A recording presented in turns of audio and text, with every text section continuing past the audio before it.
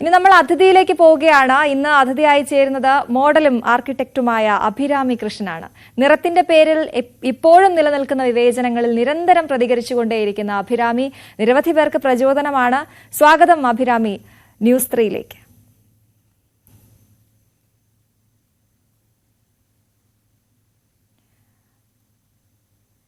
അഭിരാമി, കേൾക്കാമോ എന്നെ?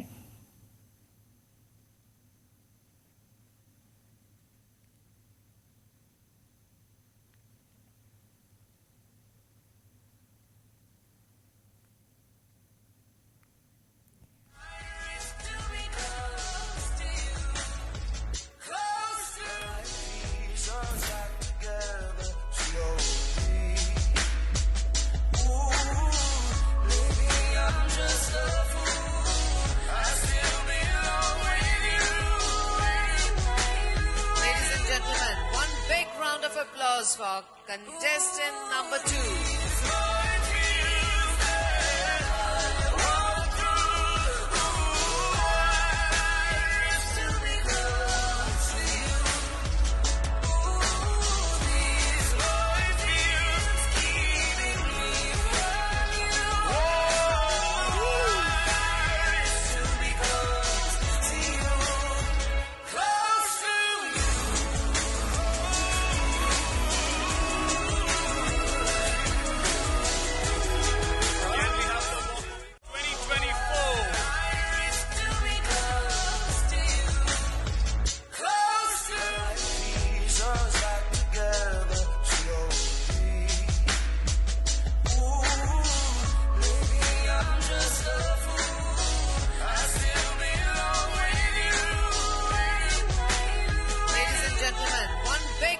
Applause for contestant number 2.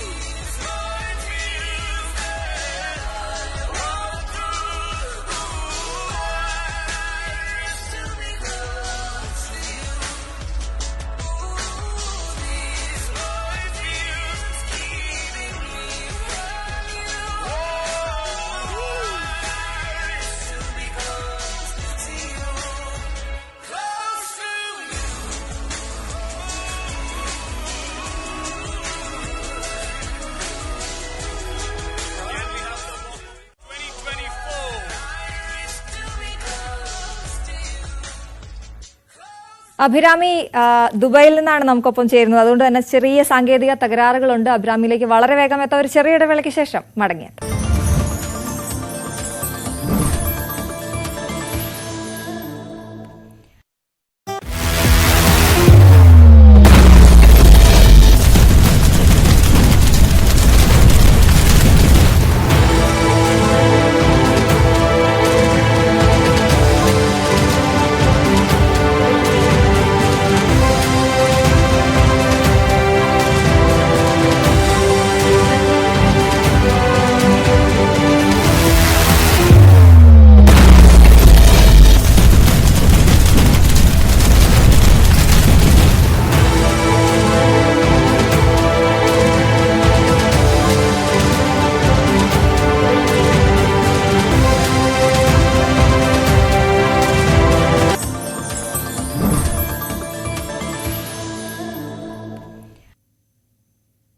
Model architect Abhirami Krishnan നമുക്കൊപ്പം തത്സമയം ചേരുകയാണ് ദുബൈയിൽ നിന്ന്. അഭിരാമി, സ്വാഗതം ന്യൂസ് 3യിലേക്ക്.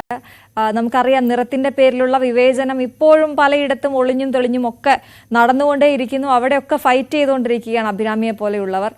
ഒരുപാട് പേർക്ക് പ്രചോദനമാകുന്നുണ്ട്. ആദ്യം തന്നെ അഭിനന്ദനങ്ങൾ. ഒരുപാട് ചുവടുകൾ മുന്നോട്ട് പോകാൻ കഴിഞ്ഞു. എന്താണ് ഏറ്റവും ഒടുവിൽ എവിടെ എത്തി നിൽക്കുന്നു? എന്താണ് അതിനെക്കുറിച്ച് പറയാനുള്ളത്? ആദ്യം തന്നെ thank you so much for inviting me. ഇത്രയും നല്ലൊരു പ്ലാറ്റ്ഫോമിൽ വന്ന് ഇതുപോലെ സംസാരിക്കാൻ പറ്റുന്നതിൽ ഒത്തിരി സന്തോഷമുണ്ട്. ലേറ്റസ്റ്റ് ആയിട്ട് ചെയ്യാൻ പറ്റിയത് മിസ് യൂണിവേഴ്സിന്റെ സ്റ്റേറ്റ് കോമ്പറ്റീഷൻ ആയിരുന്നു. മിസ് യൂണിവേഴ്സിന്റെ സ്റ്റേറ്റ് കേരള ലെവൽ കോമ്പറ്റീഷനിൽ miss congeniality sub title winner ആയിരുന്നു. ആൻഡ് ലേറ്റസ്റ്റ് അതാണ് ചെയ്തത്. കറന്റ്ലി ദുബായിലേക്ക് മൂവ് ചെയ്തത് കൊണ്ട് തന്നെ പുതിയ സ്ഥലം, പുതിയ രീതികൾ പഠിച്ചുകൊണ്ടിരിക്കുന്നത്. That is currently happening. തീർച്ചയായിട്ടും എനിക്ക് ആദ്യം തന്നെ ചോദിക്കാനുള്ളത് സ്ഥലം, ലൊക്കേഷൻ എന്നുള്ളത് വളരെ പ്രധാനപ്പെട്ടതാണ്. ഇവിടെ നിന്നും അങ്ങോട്ടേക്ക് പോയപ്പോൾ തിരുവനന്തപുരത്തായിരുന്നു, അല്ല കൊല്ലം സ്വദേശിനിയാണ്, അതിനുശേഷം കൊച്ചിയിലായിരുന്നു വർക്ക് ചെയ്തത്. ഇപ്പോൾ അവിടെ നിന്ന് ദുബായിലേക്ക് പോയി. ഈ ഓരോ സ്ഥലങ്ങളും ഓരോ അനുഭവങ്ങളായിരിക്കുമല്ലോ നൽകുന്നത്. ദുബായ് നൽകുന്ന അനുഭവം തുടക്കത്തിൽ അതെങ്ങനെയാണ്? ഉറപ്പായിട്ടും ദുബായ് ഒരു വലിയ ഓപ്പർച്യൂണിറ്റിയുടെ ഒരു വലിയ സാഗരം തന്നെയാണ്. അപ്പൊ ഇവിടെ വന്നതിന് ശേഷം ടൈം ഒരു ഭയങ്കര വലിയ ഫാക്ടർ ആയിട്ട് തോന്നി. ഒരു കോളേജ് സ്റ്റുഡന്റ് പെട്ടെന്ന് ഒരു ആർക്കിടെക്ചർ എന്ന് പറഞ്ഞൊരു വലിയൊരു ഒരു പ്രൊഫഷൻ ചൂസ് ചെയ്തതും ആ പ്രൊഫഷന്റെ കൂടെ മൂവ് ചെയ്യുന്നതും ടൈം എന്ന് പറയുന്ന ഒരു വലിയ ഫാക്ടറും അതൊക്കെ എക്സ്പീരിയൻസ് ചെയ്തുകൊണ്ടിരിക്കുകയാണ് ലൈഫിലെ new phases of life. And അതിന്റെ കൂടെ തന്നെ മോഡലിംഗ് ഇവിടെ എങ്ങനെ എക്സ്റ്റാബ്ലിഷ് ചെയ്യാൻ പറ്റും, നാട്ടിൽ ചെയ്തുകൊണ്ടിരുന്ന നെറ്റ്വർക്കിംഗ് പുതിയൊരു സ്ഥലത്തേക്ക് വരുമ്പോൾ ഓഡിയൻസും കംപ്ലീറ്റ്ലി ഡിഫറെന്റ് ആണ്. അപ്പൊ ഇവിടെ അത് എങ്ങനെ എക്സ്റ്റാബ്ലിഷ് ചെയ്തെടുക്കാൻ പറ്റും, എല്ലാം അതിന്റെ ഒരു ഓട്ടത്തിലാണ് ബേസിക്കലി. തീർച്ചയായിട്ടും. എനിക്ക് അഭിരാമിയുടെ കുറേയൊക്കെ ഫീച്ചേഴ്സൊക്കെ വായിച്ചപ്പോൾ, അഭിരാമിയെക്കുറിച്ച് കൂടുതൽ അറിഞ്ഞപ്പോൾ ഏറ്റവും കൗതുകം തോന്നിയത്, ഏറ്റവും ഇഷ്ടം തോന്നിയത് ലേബർ റൂമിൽ തുടങ്ങും ലേബലിംഗ് എന്ന് പറഞ്ഞിരുന്നു താങ്കൾ. അത് ശരിയാണ്, അത് കൃത്യമാണ്. നമ്മളൊന്നും അങ്ങനെ അത്രത്തോളം ആലോചിച്ചിട്ടില്ലെങ്കിലും ഒരു കുഞ്ഞുണ്ടാകുമ്പോൾ തുടങ്ങും നിറത്തിന്റെ പേരിലുള്ള വിവേചനം, അവിടെ തുടങ്ങും, ലേബർ റൂമിൽ സ്റ്റാർട്ട് ചെയ്യും. ആദ്യം തന്നെ ചോദിക്കുന്നത്, കുഞ്ഞിനെ കാണാൻ എത്തുന്നവർ അല്ലെങ്കിൽ കാണാത്തവർ ചോദിക്കുന്നത് കുഞ്ഞ് കറുത്തിട്ടാണോ വെളുത്തിട്ടാണോ, ആൺകുഞ്ഞാണോ പെൺകുഞ്ഞാണോ എന്നതിനപ്പുറത്തേക്ക് കുഞ്ഞ് കറുത്തിട്ടാണോ വെളുത്തിട്ടാണോ എന്നായിരിക്കും കാണാത്തവർ ചോദിക്കുന്നത്. പക്ഷെ ആ ചോദ്യം അത് വളരെ വലിയൊരു ചോദ്യമാണ് എന്നുള്ളതിന് ഉദാഹരണമാണ് ഇപ്പോൾ അഭിരാമി അടക്കം നടത്തിക്കൊണ്ടിരിക്കുന്ന ഫൈറ്റ്, അല്ലെങ്കിൽ ഒരു പോരാട്ടം എന്ന് തന്നെ പറയാം. കുറെയൊക്കെ മാറി, പക്ഷെ ഇനിയും മാറാനുണ്ടല്ലേ അഭിരാമി? ഉറപ്പായിട്ടും കുറെയൊക്കെ മാറി എന്ന് പറയുന്നത് തന്നെ മാറാനുണ്ട് എന്നുള്ളതിന്റെ ഒരു സൂചനയാണ്. അതായത് നമ്മൾ എപ്പോഴും ഇങ്ങനെയൊക്കെ ഉണ്ടോ ഇപ്പോഴും എന്ന് ചോദിക്കുന്ന ആൾക്കാരോട് നമുക്ക് വ്യക്തമായി കാണിച്ചു കൊടുക്കാനായിട്ട് നമ്മുടെ വെറുതെ ഒരു ഫ്രണ്ട്സ് ഗ്രൂപ്പിന്റെ ഇടയിലുള്ള ഒരു കോൺവെർസേഷൻ മാത്രം എടുത്താൽ മതിയാവും. നാച്ചുറലി ലേബർ റൂമിലല്ല തുടങ്ങുന്നത്, അതിന് മുന്നേ തുടങ്ങും. അതിന് മുന്നേ ആക്ച്വലി ഫുഡ് കഴിക്കുന്നതിലാണെങ്കിലും മദേഴ്സിനെ ഇങ്ങനെ പാമ്പർ ചെയ്തോണ്ടിരിക്കും. അതായത് ഇങ്ങനെ കുങ്കുമപ്പൂ അങ്ങനെ കുറെ കാര്യങ്ങളുണ്ടല്ലോ, ഇങ്ങനെ അതൊക്കെ കഴിച്ചു കഴിഞ്ഞാൽ പറ്റും കുട്ടിക്ക് എന്ന് പറഞ്ഞിട്ട് ഓൾറെഡി നമ്മുടെ ജനിക്കാത്തൊരു കുട്ടിയുടെ മേളിൽ തന്നെ കളറിസം ഓൾറെഡി നമ്മൾ വെതറിക്കൊണ്ടിരിക്കുകയാണ്. ഇത് നമുക്ക് എങ്ങനെ മാറ്റാൻ പറ്റും എന്നുള്ളതിനേക്കാളും എങ്ങനെ നമുക്ക് ഇപ്പൊ ഓൺ പ്രാക്ടീസ് നമുക്ക് സ്വന്തമായി ഇത് ചെയ്യാതിരിക്കാം എന്നുള്ളത് ശ്രമിക്കാം. നമുക്കിപ്പോ ഒരാളെ നമുക്ക് ഒരു പക്ഷേ മാറ്റാൻ പറ്റില്ലായിരിക്കും, ഒരു വലിയ സമൂഹത്തിനെ മാറ്റാൻ നമുക്ക് ഒത്തിരി സമയം എടുത്തെന്നിരിക്കാം, പക്ഷെ നമ്മളെ മാറ്റാൻ നമുക്ക് പറ്റും. നമ്മുടെ കൺട്രോളിലുള്ള ഒരു കാര്യമാണത്. അപ്പോ ബേസിക്കലി നമ്മൾ സംസാരിക്കുന്നതിന്റെ ഇടയിൽ മറ്റുള്ളവരെ ഹേർട്ട് ചെയ്യുന്ന രീതിയിലുള്ള സംസാരങ്ങൾ മനഃപൂർവ്വമായി കൊണ്ടുവരാതിരിക്കുക. നമ്മളത് നോട്ടീസ് ചെയ്യുകയാണെന്നുണ്ടെങ്കിൽ അത് പോയിന്റ് ഔട്ട് ചെയ്ത് കോൺഷ്യസ്ലി ബിഹേവ് ചെയ്യുക. ഇതൊക്കെയാണ് നമുക്ക് നാച്ചുറലി ചെയ്യാൻ പറ്റുക. മറ്റൊന്ന് എനിക്ക് തോന്നിയത്, കാക്ക കുളിച്ചാൽ കൊക്കാകുമോ എന്നുള്ള ഒരു പഴഞ്ചൊല്ല്, അത് ഒരുപാട് കേട്ടിട്ടുണ്ട്, ഹേർട്ട് ചെയ്തിട്ടുണ്ട്. പക്ഷെ അതിനപ്പുറത്തേക്ക് ഞങ്ങൾക്ക് ആകണ്ടെന്നേ, ഞങ്ങൾക്ക് അങ്ങനെ തന്നെ ഇരുന്നാൽ മതിയെന്ന്, ഞങ്ങൾ അതിൽ പ്രൗഡാണെന്നേ എന്ന് പറയുന്നിടത്താണ്, അവിടെയാണ് നിങ്ങളുടെയൊക്കെ ഒരു എന്താണ് നിങ്ങളെ എന്ന് ഞാൻ ഉദ്ദേശിക്കുന്നത്.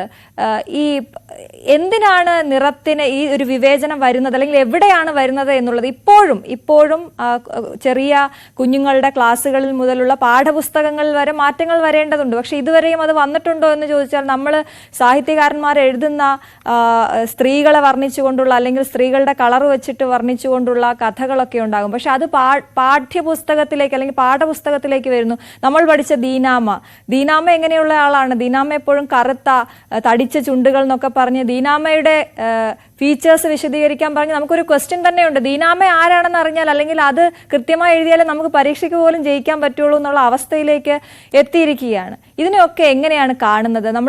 ഞാൻ ദുബായ് എങ്ങനെയുണ്ടെന്ന് ചോദിച്ച്, നമ്മുടെ നാട്ടിൽ നിന്ന് വ്യത്യസ്തമാണോ അവിടുത്തെ ആളുകൾ? എല്ലാ സമൂഹത്തിലും കറ കലർന്നിട്ടുണ്ട്.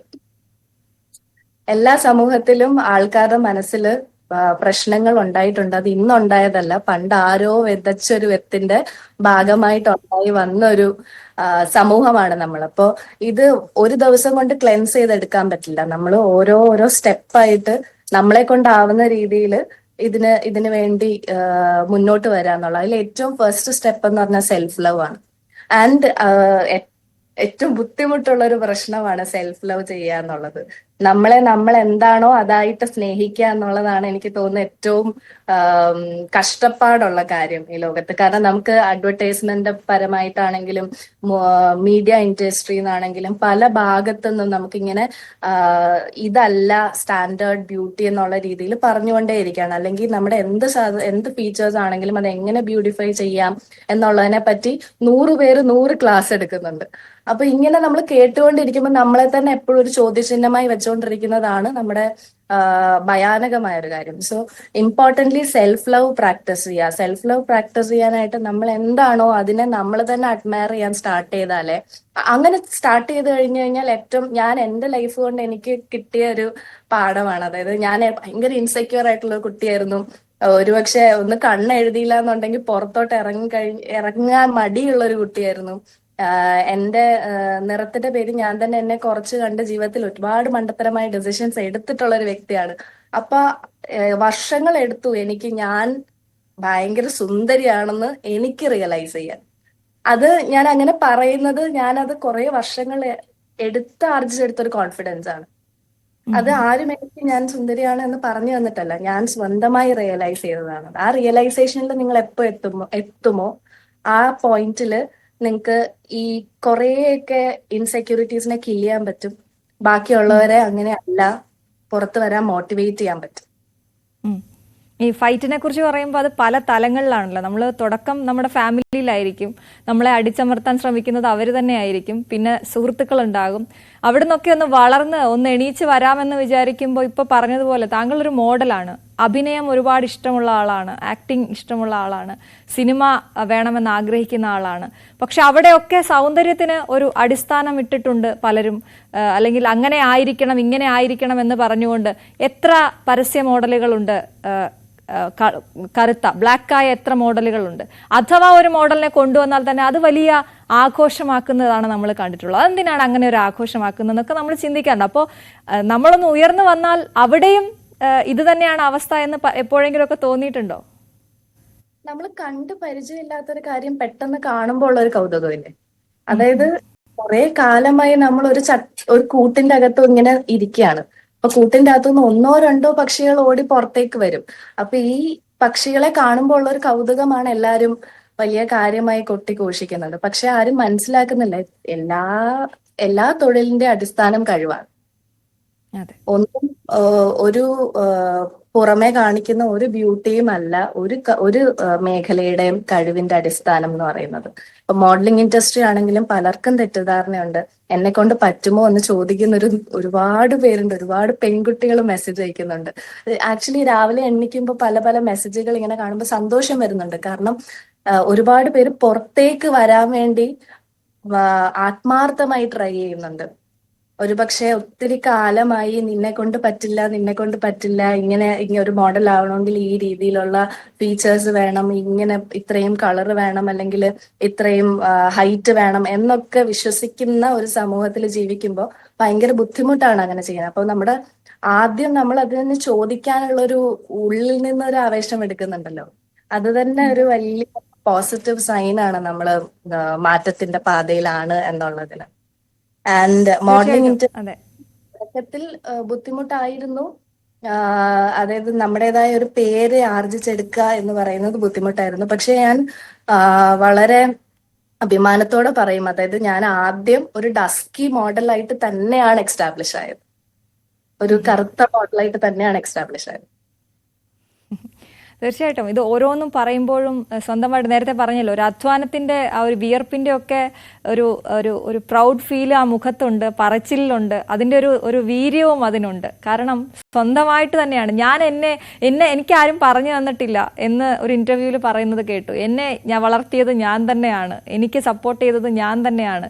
അങ്ങനെ മുന്നോട്ട് പോവുകയാണല്ലോ. അതുകൊണ്ട് ചോദിക്കുകയാണ്, ഒരുപാട് പേര് താങ്കളെ കാണുന്നു, അല്ലെങ്കിൽ താങ്കളെപ്പോലെ ആകണം, അത് ഏത് മാർഗമാണ്, മറ്റേത് മേഖലയാണെങ്കിൽ പോലും ഒന്ന് ഉയർന്നു വരണമെന്ന് ആഗ്രഹിക്കുന്നുണ്ടാവും. നേരത്തെ അഭിരാമി പറഞ്ഞൊരു കാര്യം, സ്വന്തമായി സെൽഫ് ലവ് എന്ന് പറയുന്നിടത്ത് അവിടെ ഫിസിക്കലി മെന്റലി നമ്മൾ അങ്ങനെ തന്നെ ആവണമല്ലോ. അപ്പോൾ അത് ഏത് ഘട്ടത്തിലായിരുന്നു അഭിരാമിക്ക് അങ്ങനെ തോന്നിയത്? കാരണം ഒരുപാട് ഞാൻ തന്നെ കുറെ തെറ്റായ തീരുമാനങ്ങൾ എടുത്തിരുന്നു പണ്ട് എന്ന് പറഞ്ഞു. അതിൽ നിന്നൊക്കെ മാറിയത് ഏത് സമയത്തായിരുന്നു?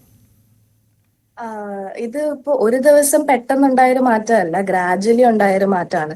ഞാൻ സ്വന്തമായി ആണ് എന്നെ ഉണ്ടാക്കിയെന്ന് പറയുമ്പോഴും എന്റെ ഒപ്പം ഒരുപാട് സപ്പോർട്ട് ചെയ്യുന്ന ആൾക്കാരുണ്ട്. അത് ആ ഒരു കാര്യത്തിൽ ഞാൻ ഭയങ്കര പ്രിവിലേജ് ഉള്ള വ്യക്തിയാണ്. ഒരുപക്ഷെ ഒരുപാട് പേർക്ക് ആ പ്രിവിലേജ് കിട്ടിയെന്ന് വരില്ല. ഇപ്പൊ ഫാമിലിയിൽ നിന്നുള്ള സപ്പോർട്ട് ആണെങ്കിലും, ഇപ്പൊ എന്റെ അമ്മയാണെങ്കിലും അച്ഛനാണെങ്കിലും എന്നെ, ഞാൻ ഇങ്ങനെ ഒരു തീരുമാനം എടുത്തപ്പോ എന്റെ പുറകെ നിന്ന് എന്നെ സപ്പോർട്ട് ചെയ്ത വ്യക്തികളാണ്. അങ്ങനെ ഒരു സപ്പോർട്ട് ഉള്ളത് കൊണ്ട് കൊണ്ടുകൂടെയാണ് എനിക്ക് കുറച്ചും കൂടെ വേഗത്തിൽ അത് അച്ചീവ് ചെയ്യാൻ പറ്റിയത്.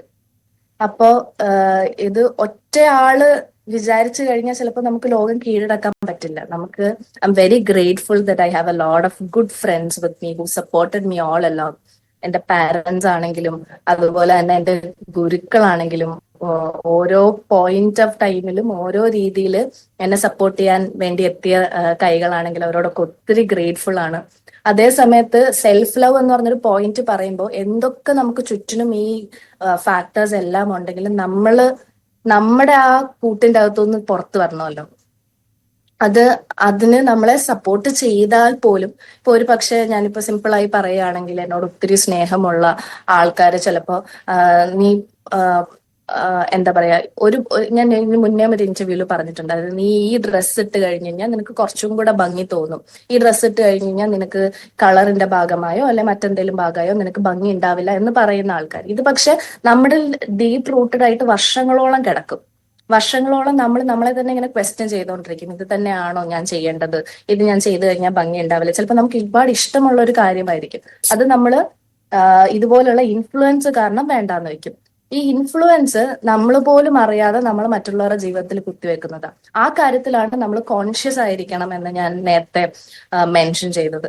അപ്പൊ ആ ഒരു ട്രോമ ഉണ്ടല്ലോ, നമ്മൾ കുഞ്ഞിലെ മുതലേ ഈ കേട്ട് വന്നാൽ പറ്റില്ല എന്നും അല്ലെങ്കിൽ കൊള്ളില്ല എന്നും അല്ലെങ്കിൽ എന്താ പറയാ, ഇത് ഭയങ്കര വലിയൊരു ടാസ്ക് ആണ്. ഇത് ആക്ച്വലി ഒരു വലിയ ടാസ്ക് അല്ല, it's a very simple thing when you start to love yourself. അപ്പൊ അതിൽ നിന്ന് നമുക്ക് എന്താ പുറത്തു വരാനായിട്ട്, നമ്മൾ ഇങ്ങനെയുള്ള ഇൻഫ്ലുവൻസ് പുറത്തു വരാനായിട്ട് നമുക്ക് ആക്ച്വലി സെൽഫ് ലവ് ഭയങ്കര ഇമ്പോർട്ടന്റ് ആണ്. അത് ഒരു ദിവസം ഉണ്ടാവുന്നതല്ല, ഓരോ ദിവസവും പ്രാക്ടീസ് ചെയ്ത് ഉണ്ടാവുന്ന സാധനം. ഇപ്പോഴും പ്രാക്ടീസ് ചെയ്തോണ്ടിരിക്കുക എന്ന് തന്നെയാ പറയണേ. ഇപ്പോഴും I have insecurities which I am trying to conquer. അതെന്നെ കോൺകർ ചെയ്യല്ല, ഞാൻ അതിനെ കോൺകർ ചെയ്യാൻ ശ്രമിച്ചുകൊണ്ടിരിക്കുകയാണ്. തീർച്ചയായിട്ടും വന്ന വഴിയുണ്ടല്ലോ, അത് നമുക്കൊന്ന് പറഞ്ഞു പോകാം. മിസ് മില്ലേനിയൽ കേരള, അതിലായിരുന്നു തുടക്കം അല്ലേ? അതിലേക്ക് എത്തിയപ്പോൾ ഈ പറഞ്ഞ ഒരുപാട് തടസ്സങ്ങളെയൊക്കെ മാറ്റിക്കൊണ്ടാണ് അങ്ങോട്ടേക്ക് എത്തിയത്. എത്തിക്കഴിഞ്ഞപ്പോൾ അവിടെ വിജയവും ഉണ്ടായി. അത് തന്നൊരു ഊർജം വലുതായിരിക്കും. പിന്നെ മുന്നോട്ടുള്ള യാത്ര ഒന്ന് പറയാമോ? ആ പടിപടിയായുള്ള ആ ഉയർച്ച ഒന്ന് പറയാമോ? ഞാൻ ഭയങ്കര ഒരു നാട്ടുംപുറത്തുനിന്ന് വരുന്നൊരു കുട്ടിയാണ്. അപ്പൊ എനിക്ക് ആദ്യം തന്നെ ഒരു ജീൻസ് ഇടാൻ പോലും പേടിച്ചിരുന്നൊരു വ്യക്തിയായിരുന്നു.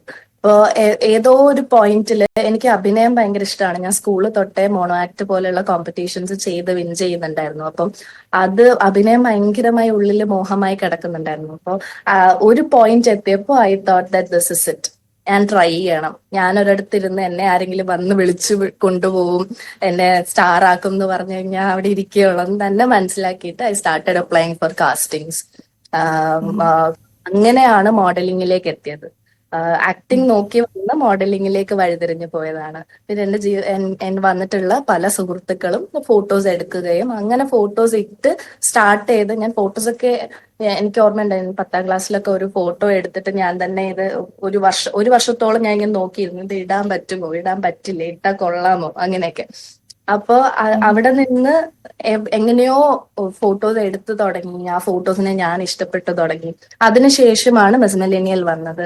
മിസ് മില്ലേനിയൽ ഇന്ത്യ ആയിരുന്നു ആദ്യം അപ്ലൈ ചെയ്തത്. മിസ് മില്ലേനിയൽ കേരളയാണ് കോമ്പറ്റീഷൻ നടന്നത്, which is of Times of ഇന്ത്യയുടെ ചുങ്കത്തിന്റെയും പ്രോഗ്രാം ആയിരുന്നു. മിസ്റ്റർ ഷാം ഖാൻ ആയിരുന്നു ഡയറക്ടർ. വളരെ നല്ല പ്രോഗ്രാം ആയിരുന്നു. It's a very great experience. അതിലുള്ള കുട്ടികൾ ഇപ്പോഴും എന്റെ ഫ്രണ്ട്സ് ആണ്. We are like very good sisters together. അപ്പോ അവിടുന്ന് അത് വിൻ ചെയ്തത് ഒരു ഭയങ്കര വലിയ ചേഞ്ചായി. പിന്നെ പെർസ്പെക്റ്റീവ് മാറി ലൈഫിനെ പറ്റിയിട്ടുള്ള, എന്താണ് ഇനി മുന്നോട്ട് കൊണ്ടുപോകേണ്ടതെന്നുള്ളത്. അതിനുശേഷം പാജന്റ് ഒരു വലിയ ഇൻസ്പിറേഷൻ ആയിരുന്നു. കാരണം ഓരോ പ്രാവശ്യം ഓരോ പാജന്റ് അറ്റൻഡ് ചെയ്യുന്ന സമയത്ത് നമുക്ക് തന്നെ നമ്മളിലുള്ള എന്താണ് ഗ്രോ ചെയ്യേണ്ടതെന്നുള്ളത് പ്യുവർലി നമുക്ക് മനസ്സിലാവും. ഇപ്പൊ pageant is always A passion for me. അതിന്റെ കൂടെ തന്നെ മോഡലിംഗ് കൊണ്ടുപോയി, ആർക്കിടെക്ചർ കൊണ്ടുപോയി. So it's always A struggle. എൻ്റെ പ്രിന്റ് മോഡൽ ആകണം എന്നുള്ളത് എൻ്റെ ഒരു ആഗ്രഹമായിരുന്നു. ഇതിന്റെ കൂടെ തന്നെ പല പല ചെറിയ ചെറിയ പ്രോജക്ട്സ്, നല്ല പ്രോജക്ട്സ് ചെയ്യാൻ പറ്റിയിട്ടുണ്ട്. ഷോർട്ട് ഫിലിംസ് ആയിട്ടാണെങ്കിലും ചെറിയ മ്യൂസിക് ആൽബംസ് ആയിട്ടാണെങ്കിലും അങ്ങനെ ഒരു ഗ്രോത്ത് തന്നെയായിരുന്നു. അതിന്റെ കൂട്ടത്തിൽ എങ്ങനെ ഇൻഡിപെൻഡന്റ് ആവാം, സാമ്പത്തികമായി എങ്ങനെ ഒരു ഇൻഡിപെൻഡൻസി കൊണ്ടുവരാം എന്നുള്ളതും ട്രൈ ചെയ്തുകൊണ്ടിരിക്കുകയായിരുന്നു. അഭിരാമി, നമ്മളൊരു ഫിലിം കാണുമ്പോൾ ഒരു വളരെ കഷ്ടപ്പെട്ട് ഉയർന്നു വരുന്ന ഒരു ഹീറോ അല്ലെങ്കിൽ ഹീറോയിൻ ഉണ്ടെങ്കിൽ അവരെ ആ സമയത്ത് പരിഹസിക്കുന്ന അല്ലെങ്കിൽ അവരെ വളരെയധികം കഷ്ടപ്പെടുത്തുന്ന ആളുകൾ ഉണ്ടാവും. ഇവർ ജയിച്ചു വന്നു കഴിയുമ്പോൾ നമ്മൾ എപ്പോഴും ആഗ്രഹിക്കുന്ന ഒരു സീനാണ്, ഇവരും ഈ പണ്ട് കളിയാക്കിയവരെ ഒന്ന് കണ്ടുമുട്ടുന്ന സീൻ നമ്മൾ ആഗ്രഹിക്കും. അവരെങ്ങനെയായിരിക്കും വന്ന് മുന്നിൽ നിൽക്കുക, എന്ത് ഡയലോഗ് ആയിരിക്കും പറയുക എന്നൊക്കെ ഉള്ളത്. അങ്ങനെ ഒരുപാട് പിന്നിലേക്ക് വലിച്ചവരുടെ മുന്നിലേക്ക് ഇങ്ങനെ പോയി നിൽക്കാൻ കഴിഞ്ഞിട്ടുണ്ടോ? എന്തായിരുന്നു അവരുടെ ഡയലോഗ് എന്തായിരുന്നു എന്നാണ് എനിക്ക് അറിയേണ്ടത്. ഇല്ല, ശരി. ആക്ച്വലി ഞാൻ അവരോട് ഭയങ്കര ഗ്രേറ്റ്ഫുൾ ആണ്. അവര് തന്ന ആ ഒരു ഫയർ കൊണ്ടാണ് ഒരുപക്ഷെ എനിക്ക് കുറച്ചും കൂടെ ഒരു എന്താ പറയാ, ഇത് മുന്നോട്ട് കൊണ്ടുപോകാനുള്ള ഒരു എനർജി കിട്ടിയത്. ചിലപ്പോ അവര് തന്ന ആ ചില വേർഡ്സുകളായിരിക്കും, എന്നെ ഹേർട്ട് ചെയ്ത ചില വേർഡ്സുകളായിരിക്കും എന്നെ മുന്നോട്ട് കൊണ്ടുവന്നത്. അപ്പൊ അതുകൊണ്ട് ഉറപ്പായിട്ടും അവരോടൊക്കെ ഭയങ്കര ഗ്രേറ്റ്ഫുൾ ആണ്. അവരുടെ മുമ്പിൽ നിൽക്കുമ്പോൾ ചിരി മാത്രമേ ഉള്ളൂ. ചിരിച്ചുകൊണ്ട് തന്നെ there is no hate, just focusing on myself. തീർച്ചയായിട്ടും. അതെ, വേദികളിലേക്ക് എത്തുമ്പോ പറഞ്ഞോളൂ അഭിരാമി, പറഞ്ഞോളൂ. ഇല്ല, ഞാൻ മിസ് മിലേനിയൽ പറഞ്ഞു നിർത്തിയിരുന്നു. ആക്ച്വലി അത് കഴിഞ്ഞ് ഞാൻ 2024 മിസ് നേഷൻ നാഗ്പൂർ വെച്ച് കോമ്പറ്റീഷൻ ചെയ്തിരുന്നു. അതിലായി very happy to be the second runner up. First നാഗ്പൂരും, സെക്കൻഡ് വന്നത് മഹാരാഷ്ട്രയും, തേർഡ് വന്നത് കേരളയായിരുന്നു. അപ്പോ അതായിരുന്നു ലൈഫിലെ വേറെ ഒരു ബ്യൂട്ടിഫുൾ അച്ചീവ്മെന്റ്. അതെ, ഞാൻ ചോദിക്കുന്നത് ഇതുപോലെയുള്ള വേദികളിൽ എനിക്ക് തോന്നുന്നു അഭിരാമിയുടെ ഒരു പ്രത്യേകതയും നന്നായി സംസാരിക്കുന്ന ആൾ കൂടി ആണ് അഭിരാമി. അപ്പോൾ ബ്യൂട്ടി മാത്രം പോരല്ലോ, ബ്രില്യൻസ് കൂടി പലയിടത്തും വേണ്ടി വരുന്ന വേദികളായിരുന്നിരിക്കുമല്ലോ. അവിടെയൊക്കെ എപ്പോഴെങ്കിലും ഈ താങ്കൾ പോരാടി വന്ന ഈ വിവേചനത്തെക്കുറിച്ചൊക്കെ സംസാരിക്കാൻ കഴിഞ്ഞിട്ടുണ്ടോ? ഒരുപാട് സംസാരിക്കാൻ പറ്റിയിട്ടുണ്ട്. നമുക്ക് ഈ പാജൻട്രി പോലെയുള്ള പ്രോഗ്രാംസിൽ നമുക്ക് ഫൈനൽ ഡേ മാത്രമല്ലല്ലോ, നമുക്ക് ഇതിന് മുന്നേ ഗ്രൂമിംഗ് ഡേയ്സ് ഉണ്ടാവും. അത് മാത്രമല്ല, ഈ സമയത്ത് നമുക്ക് പല സ്ഥലത്തു നിന്നുള്ള പല വ്യക്തികളുമായിട്ട് ഇന്ററാക്ട് ചെയ്യാൻ പറ്റുന്നതുകൊണ്ട് തന്നെ നമ്മുടെ ഐഡിയോളജീസ് എന്താണോ അത് കുറച്ചും കൂടെ എല്ലാവരുടെ അടുത്തും എത്തിക്കാൻ പറ്റും. ഒരു പക്ഷെ അത് പലരെയും പല രീതിയിലും ഇൻഫ്ലുവൻസ് ചെയ്തേക്കാം. ഇപ്പൊ ബ്യൂട്ടി കോമ്പറ്റീഷനിൽ പോകുന്ന ഞാൻ ഉൾപ്പെടെയുള്ള എല്ലാ പെൺകുട്ടികളും കംപ്ലീറ്റ്ലി സ്ട്രോങ് ആൻഡ് കോൺഫിഡന്റ് ആയി വരുന്നവരല്ല. എല്ലാവരും അവരുടെ ജേർണിയിലാണ്. എല്ലാവരും അവരുടെ ഇൻസെക്യൂരിറ്റീസിനെയും പ്രശ്നങ്ങളെയും ഒക്കെ ഫേസ് ചെയ്ത് മുന്നോട്ട് വരുന്ന ജേർണിയിലാണ്. അപ്പൊ ആ ജേർണിയിൽ ഒരു പക്ഷെ എന്നെ ഇൻഫ്ലുവൻസ് ചെയ്ത കുറെ ആൾക്കാരുണ്ട്, എനിക്ക് ഇൻഫ്ലുവൻസ് ചെയ്യാൻ പറ്റിയിട്ടുള്ള കുറെ ആൾക്കാരുണ്ട്. അതിലൊത്തിരി സന്തോഷമുണ്ട്. പിന്നെ ഇങ്ങനെയുള്ള പ്രോഗ്രാംസിൽ നമുക്ക് ആൻസേഴ്സിലാണെങ്കിലും, ഇപ്പൊ ചോദിക്കുന്ന ക്വസ്റ്റ്യൻസിനാണെങ്കിലും ആൻസേഴ്സിൽ പേഴ്സണലൈസ്ഡ് ആയിട്ടുള്ള ആൻസേഴ്സ് ആയിരിക്കും ഓൺ സ്പോട്ട് വരിക. അപ്പൊ ആ സമയത്ത് നമുക്ക് കുറെ മാനസികമായി നമ്മൾ അനുഭവിച്ച ആ ഒരു വേദന എന്ന് തന്നെ പറയാം. ആ വേദന നമുക്ക് പ്യുവർലി എല്ലാരോടും വിളിച്ചു പറയാൻ പറ്റും. അതാണല്ലോ ഈ പ്ലാറ്റ്ഫോംസിന്റെ ഒക്കെ ഏറ്റവും വലിയ ഗുണം. തീർച്ചയായിട്ടും. ഇനി എന്താണ് ഒരു ഡ്രീം എന്ന് ചോദിച്ചാൽ, അഭിനയം വളരെയധികം ഇഷ്ടമാണ്, ഫിലിംസ് ഇഷ്ടമാണ് എന്നൊക്കെ അറിയാം. എന്നാലും എന്താണ് സ്വപ്നം എന്ന് ചോദിച്ചാൽ എന്തിലേക്കാണ് പോകുന്നത് താങ്കൾ? എന്തിനൊക്കെ പോകുന്നതെന്ന് ചോദിച്ചു കഴിഞ്ഞാൽ ലോകം കീഴടക്കണം എന്നുള്ള ചിന്താഗതിയാണ്. എന്ത് എന്നുള്ളത് ചെയ്യുന്ന എല്ലാ കാര്യത്തിലും മാക്സിമം കൊടുത്ത് ചെയ്യാൻ വേണ്ടി ശ്രമിക്കും. ഒരു നല്ല മോഡൽ ആവണം, നല്ല ആക്ടർ ആവണമെന്നും, നല്ലൊരു ആർക്കിടെക്ട്, ഒരു സ്വന്തമായിട്ടൊരു ഒരു ഫാമിന്റെ ഓണർ ആവണമെന്നും, അങ്ങനെ ഒത്തിരി ഒത്തിരി ഒത്തിരി ആഗ്രഹങ്ങളുണ്ട്. അമ്മയും എന്റെ കുടുംബത്തിനെയും നന്നായി നോക്കണം എന്ന് ആഗ്രഹമുണ്ട്. അപ്പൊ കുറെ ആഗ്രഹങ്ങളുണ്ട്. എല്ലാത്തിലും മാക്സിമം ചെയ്യാൻ ശ്രമിക്കും. അതുപോലെ തന്നെ ഞാൻ എനിക്ക് ഒരു പക്ഷെ പുറത്ത് വരാൻ പറ്റിയിട്ടുണ്ടാവാം. അതുപോലെ പുറത്തു വരാൻ പറ്റാത്ത ഒത്തിരി പേരുണ്ടാവും. അവരെയൊക്കെ സഹായിക്കണമെന്ന് ആഗ്രഹമുണ്ട്. അതിനെങ്ങനെയൊക്കെ എന്നെ കൊണ്ട് കോൺട്രിബ്യൂട്ട് ചെയ്യാൻ പറ്റുമോ അങ്ങനെയൊക്കെ ചെയ്യണം. തീർച്ചയായിട്ടും. കൊല്ലംകാരിയാണെന്ന് പറഞ്ഞുപോയി, അമ്മയെക്കുറിച്ച് ഒന്ന് പറഞ്ഞുപോയി, ഫാമിലിയെ കുറിച്ച് വിശദമായിട്ട് പറയൂ. ഞാൻ അഞ്ചൽ നിന്നാണ് വരുന്നത്, കൊല്ലം അഞ്ചൽ. അമ്മ, അച്ഛൻ, അനിയൻ, അനിയത്തി. അനിയനും അനിയത്തിയും പഠിക്കുകയാണ്. ഒരാൾ ആന്ധ്രാപ്രദേശിലും ഒരാൾ ഭുവനേശ്വരിലും. രണ്ടുപേരും പ്രൊഫഷണൽ കോഴ്സസ് ചെയ്യുന്നു. അപ്പ ബിസിനസ് ആണ്, അമ്മ ഹൗസ് വൈഫ് ആണ്. And she is such a powerful woman. She is behind everything I am today. അതാണ് ബേസിക് ഫാമിലി. ആർക്കും ഇങ്ങനെ ഒരു എന്താ പറയാ, മോഡലിങ്ങോ അല്ലെങ്കിൽ ആക്ടിങ്ങോ മീഡിയ ഇൻഡസ്ട്രിയുമായി ഒരു ബന്ധമില്ലാത്ത ഫാമിലിയാണ്. One of the first person who revolted against everything. പക്ഷെ luckily I had a very beautiful family. അവര് എന്നെ ഒരുപാട് രീതിയിൽ സഹായിക്കുകയും ഹെൽപ്പ് ചെയ്യുകയും ഇന്ന് ഞാൻ കാണുന്ന എന്നെ ആക്കിയെടുക്കാൻ അവർ ഒരുപാട് സ്ട്രഗിൾ ചെയ്തിട്ടുണ്ട്. And I M so grateful for them. തീർച്ചയായിട്ടും അഭിരാമിയുടെ സംസാരം കേൾക്കുമ്പോൾ, വാക്കുകൾ കേൾക്കുമ്പോൾ തോന്നുന്നു ഒറ്റയ്ക്ക് വഴിവെട്ടി വന്നവനാടാന്ന് ഉറക്കെ പറയാൻ പറ്റും. കാരണം ഈ പറഞ്ഞ പോലെ ഒരു രീതിയിലും ആരും ഈ ഒരു രംഗത്തേക്ക് എത്താൻ താങ്കളെ സഹായിച്ചിട്ടില്ല. അത് താങ്കൾ തന്നെ കണ്ടെത്തി വന്ന മേഖലയാണ്. അതിലൊരുപാട് മുന്നേറാൻ കഴിയട്ടെ, ഒരുപാട് പേർക്ക് പ്രചോദനമാകാൻ കഴിയട്ടെ, അങ്ങനെയുള്ള ആളുകൾ പുറത്തേക്ക് വരട്ടെ. എന്തായാലും ഞങ്ങൾക്ക് അതിഥിയായി എത്തിയതിന് വളരെയധികം നന്ദി. ഇനി മുന്നോട്ടുള്ള യാത്രയ്ക്ക് എല്ലാവിധ ആശംസകളും നേരുകയാണ്. All the very best. News പൂർണ്ണമാവുകയാണ്. മറ്റൊരു അതിഥിയുമായി വീണ്ടും കാണാം. നമസ്കാരം.